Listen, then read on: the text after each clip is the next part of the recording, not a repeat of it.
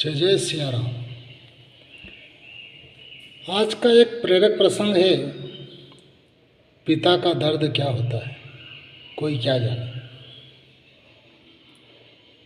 एक पिता थे, उन्होंने अपने बेटे को मेहनत मजदूरी की, बहुत ही परिश्रम से पैसा इकट्ठा करके पढ़ाया लिखाया और विदेश भेज दिया।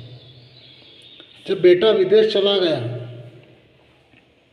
तो 3 वर्ष के बाद जब बेटा वापस आया तो पिता को मालूम पड़ा कि मेरा पुत्र आ चुका है। तो वो बाजार से जल्दी घर गए। उन्होंने जाकर पत्नी से पूछा कि बेटा कहाँ है।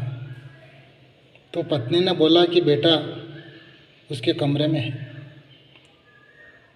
पिता दौड़कर गए और उनका जो बेटा था वो बहू के साथ कमरे में बातचीत कर रहा था, अपने विदेश की कुछ बातें उसके साथ शेयर कर रहा था, बच्चों के साथ हंसी मजाक कर रहा था।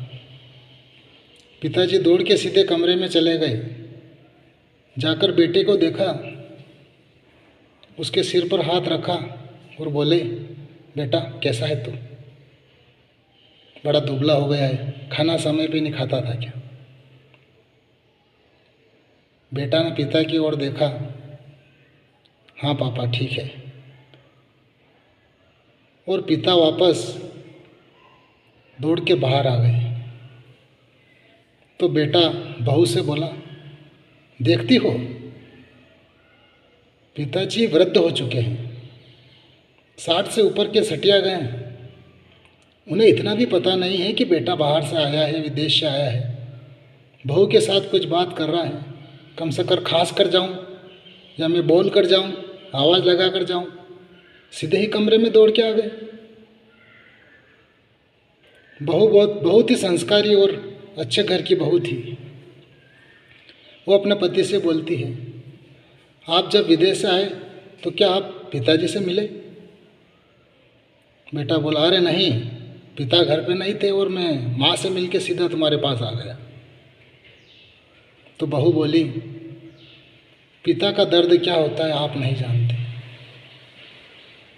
3 वर्ष तक अपने बेटे को ना देखना और अचानक बेटे को देखने की चाह में वो इतने पागल हो गए थे कि वो ये भी भूल गए थे कि मुझे कमरे में कैसे जाना है, वरना वो तो मेरे कमरे के अंदर कभी नहीं आते। बेटे ने सोचा, तुम कहीं तो सही रही हो, मुझे आकर पिता से अच्छी तरह से मिलना था, उनसे अच्छा बात करना थी।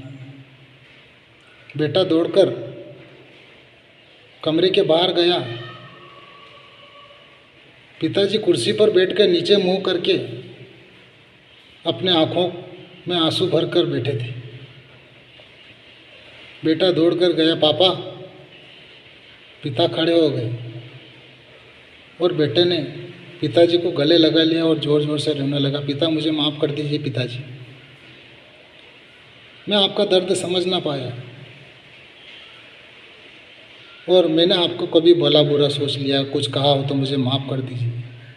पिता भी अपने आंसू रोक ना पाए, दोनों ज़ोर ज़ोर से रोने लगे। दोनों के शर्ट भीग चुके थे। बेटा अपना शर्ट से अपनी आंखें पोंछता हुआ अंदर चला गया और पिता रुमाल से अपनी आंखें पोंछते हुए बाहर निकल गए।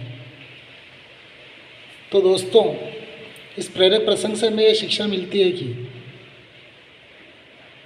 जो अपने सुख के लिए सब कुछ भुला देते हैं, सोना उठना बैठना, अपना चैन, अपना सब कुछ पिता अपने बेटे और पुत्रों के परिवार के लिए लुटा देते हैं, उन्हें कभी भुलाना नहीं। जब भी कहीं से आओ तो अपने घर में माता पिता बड़ों से ज़रूर मिलो, उनसे बात करो। जय हिंद।